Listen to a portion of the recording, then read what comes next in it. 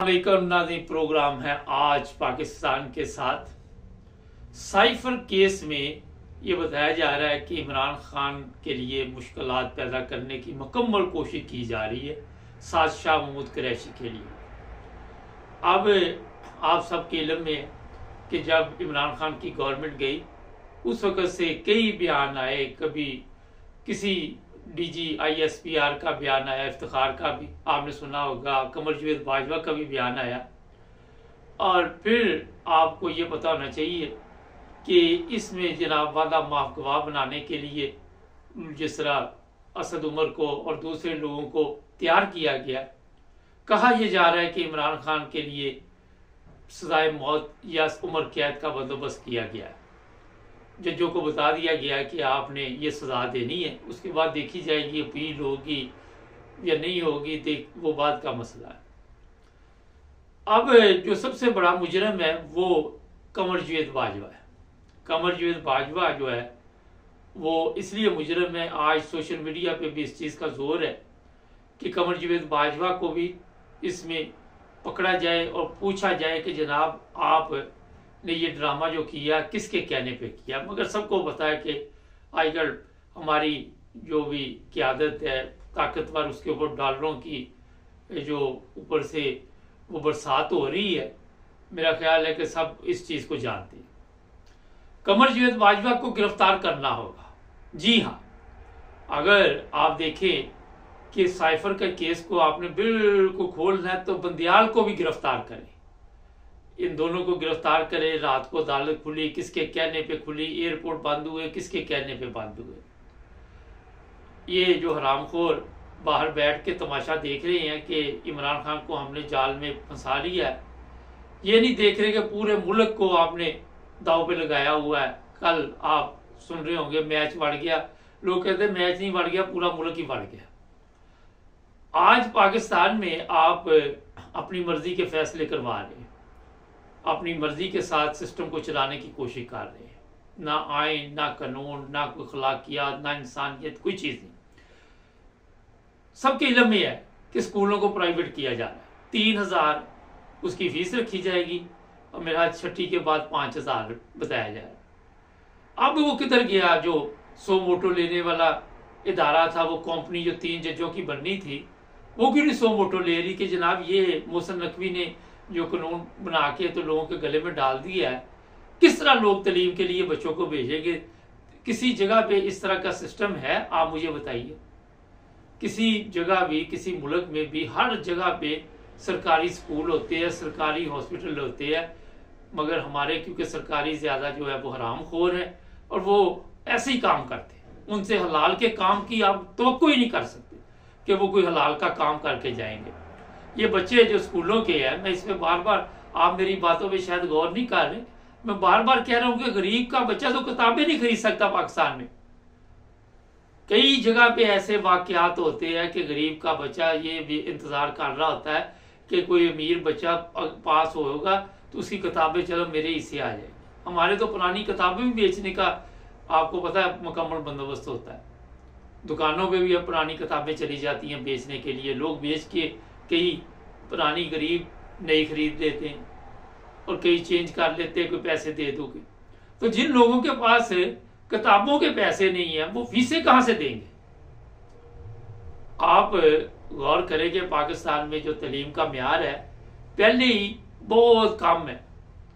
बच्चे हैं वो बेचारे रोजगार के लिए निकल जाते हैं, जिनसी तशद्दुद का शिकार होते हैं, उन पर जुल्म किया जाता है, अगवा कर लिया जाता है।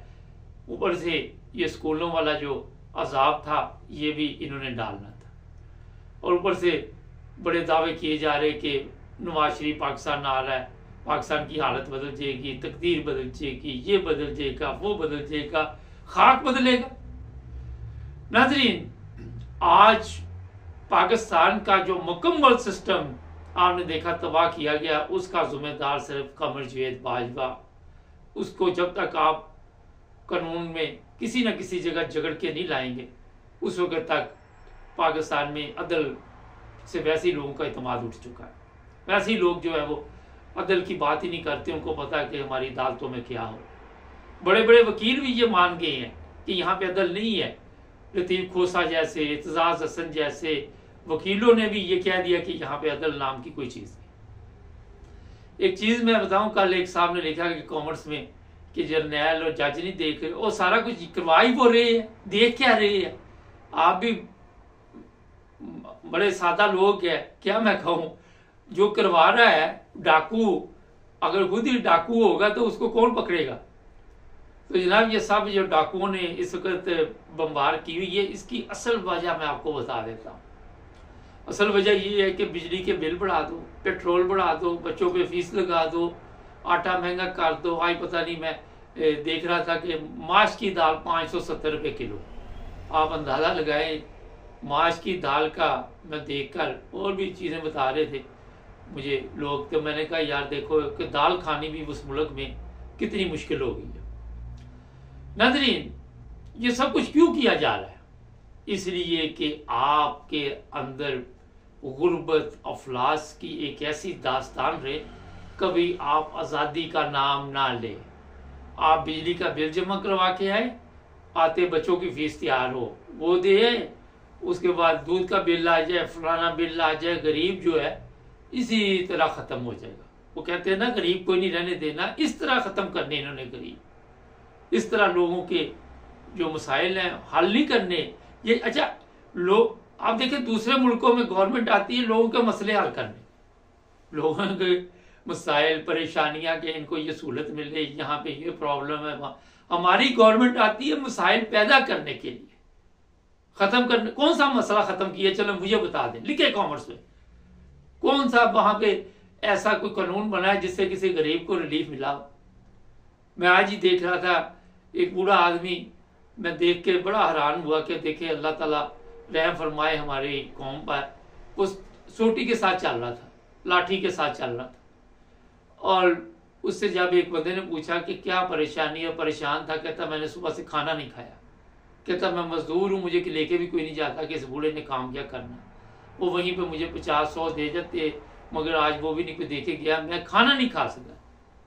फिर वो बंदे ने उसको खाना शाना खिलाया कि घबराए ना, कोई उसके जो भी थोड़ी बहुत ही हेल्प की। तो जनाब ये चाहते हैं कि इस तरह कौम रहे कि ये मांगती रहे, इनकी दिहाड़ी ना लगे, ये गरीब। अच्छा, उस बंदे ने अब जुलूस जलसे में क्या करना, क्या वो करेगा बेचारा, जाए कहाँ से इनकलाब की आवाज़ उठाएगा, खुराक ही नहीं जा रही अंदर, रोटी नहीं जा रही। तो जनाब ये पाकिस्तान का जो मसला इस वक्त है वो है, अगर हाफिज साहब आपने कहा था कि मैं सबको एक कटहरे में लेके आऊँगा, तो सबसे पहले आपके फादर कमर जावेद बाजवा उसको सबसे पहले लेके आए, उससे पूछे कि जनाब ये 12 अरब रुपया आपके पास किसने दिया, आपने कौन सा कारनामा किया, कौन सा कश्मीर फतह कर लिया, कौन सा फ़लस्तीन फतह कर लिया, कौन सा हिंदुस्तान फतह कर लिया, कौन सा अफगानिस्तान फतह कर लिया। आपने तो अपना मुल्क ही बेच दिया, फतह खाक करना था आपने। और दूसरी अब बात करेंगे जंग की। जंग में जी 2,500 से 3,000 फ़लस्तीनी शहीद हो चुके हैं। मुसलमान ममालिक की तरफ से बयानात आ रहे हैं ठका-ठक, लेकिन उन बयानात से क्या फ़लस्तीनी लोगों को कोई फ़ायदा पहुंच रहा है? ये जो लंदन में भी कल बहुत बड़े जुलूस देखने में नज़र आ रहे थे, और दुनिया के ममालिक में भी, इनका कोई फ़ायदा है? क्योंकि इस वक्त ये पता चला है कि इसराइल ने धमकी दी है कि मैं अब इससे तेज़ हमले करूंगा और ख़तरनाक हमले करूंगा, और अमेरिका भी साथ मिला हुआ है। क्या ये जो लोग इस तरीके शहीद हो रहे हैं वहाँ पे, इसका कोई जिम्मेदार है? कोई इस्लामी मुल्क इस बात पे कोई बातचीत करेगा? लोग तो इतना कुछ कह रहे हैं कि उनके खिलाफ कोई बयानात दे दे। पाकिस्तान के सियासतदानों को भी कह रहे हैं, हुक्मरानों को भी कह रहे हैं, ताकतवर लोगों को भी कह रहे हैं। मगर मैंने इनको कहा था कि जो अब एक बड़ी अहम बात है, जो अपनी कौम के सके नहीं है वो दूसरों के कैसे हो सकते हैं, वो फ़लस्तीन के कैसे हो सकते हैं, जो आज तक अपनी कौम को फतह करने में लगे हुए हैं। रात दिन उनको यही मीटिंगें शुरू हो जाती हैं कि इनको किस तरह मारना है, किस तरह इन पर जुल्म करना है। तो वो आप क्या समझते हैं कि फ़लस्तीन की मदद करेंगे? पाकिस्तान में जो लोग फ़लस्तीन के हक में निकल रहे हैं उनको भी पकड़ के अंदर दे रहे हैं, टीचर अंदर दे रहे हैं, बच्चे अंदर दे रहे हैं, खवातीन को जेलों में बंद कर रहे हैं। इस वक्त ऐसे खौफनाक मंजर पाकिस्तान में कि मेरा ख्याल एक ही हालात है, फ़लस्तीन वाले बने हुए हैं वहाँ पे, अगर आप गौर करें तो जनाब ये आपको मैंने थोड़ी सी रिपोर्ट दी है। सनम जवेद की बहन मैदान में आई है। मैं कोशिश करूँगा कि जो प्रोग्राम है हमारा आपकी आवाज़, उसमें उसकी आवाज़ सुनाई दे जाए और पूछा जाए कि 5 माह से ये जो जेलों में लड़कियों को बंद किया हुआ, 6ठा माह शुरू हो गया, ये किस चक्कर में। नाज़रीन चेक करें हमारे प्रोग्राम आपको मिल रहे हैं, अगर नहीं मिल रहे तो सब्सक्राइब करें, जुड़े रहे हमारे साथ ताकि और भी प्रोग्राम देखते रहें।